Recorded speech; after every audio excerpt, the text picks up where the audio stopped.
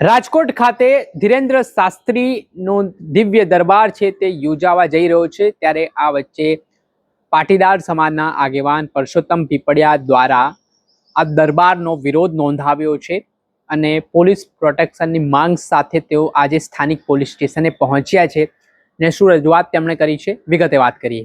વૈષ્ણવજન તો તેને કહીએ જે પીડ પરાઈ જાનાને રે। દર્શક મિત્રો, નવજીવન ન્યૂઝમાં આપનું સ્વાગત છે। હું છું ફૈઝાન। વાત કરીએ તો ધીરેન્દ્ર શાસ્ત્રી આગામી દિવસોમાં રાજકોટમાં 3 દિવસનો દરબાર યોજવા જઈ રહ્યા છે। જો કે તે પહેલા જ તેમને કેટલાક લોકો પડકાર ફેંકતા પણ જોવા મળી રહ્યા છે।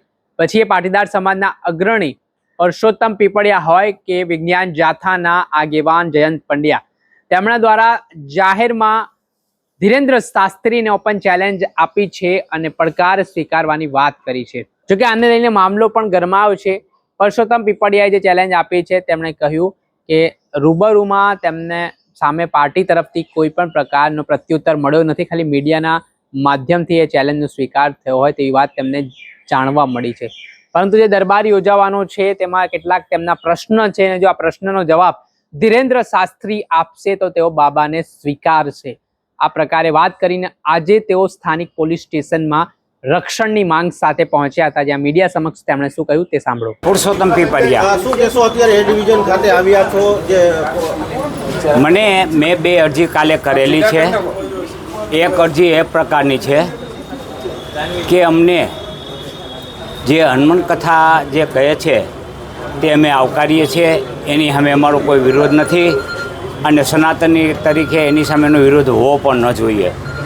પરંતુ જે છેલ્લા દિવસે પ્રેત દરબાર, જેને દિવ્ય દરબારના નામે ઓળખાય છે, તે દિવ્ય દરબાર જે યોજવાના છે એમાં અંધશ્રદ્ધા ફેલાવવાનો આ દિવ્ય દરબાર છે। તો એમાં મેં મોહિતરાનો જે પ્રશ્ન રજૂ કર્યો છે, એટલે એમને મને મીડિયા દ્વારા આમંત્રણ આપ્યું છે, કોઈ રૂબરૂ આમંત્રણ આપ્યું નથી। અને એક સામાન્ય રીતે જે રીતે મીડિયાને ઉદ્દેશીને આમંત્રણ આપે એ રીતે મને આમંત્રણ આપ્યું છે। એટલે એ આમંત્રણમાં એમને જે કાંઈ પડકાર ફેંકા હોય તો મારે એ પર્દાફાશ કરવો એ મારી પવિત્ર ફરજ છે। એટલે એક આલોચક તરીકે જ્યારે હું આલોચના કરી રહ્યો હોય ત્યારે હું તેમને દરબારમાં જઈ અને મોહિતરાનો પ્રશ્ન રજૂ કરીશ। જો મોહિતરાના પ્રશ્નમાં તેઓ મને ઉચિત લાગશે તો હું બાબાને આવકારીશ। અત્યારે તમે એ ડિવિઝન ખાતે આવ્યા છો, પ્રોટેક્શન માટે આવ્યા છો, શેના માટે? અત્યારે મને એ ડિવિઝને બોલાવવામાં આવ્યો છે અને અરજી સંદર્ભે બોલાવવામાં આવ્યો છે। જો આપને પ્રોટેક્શન નહીં મળે તો આપ જાશો? પ્રોટેક્શન નહીં મળે તો પણ હું જવાનો પ્રયત્ન કરીશ અને જવું જોઈએ એવું હું માનું છું।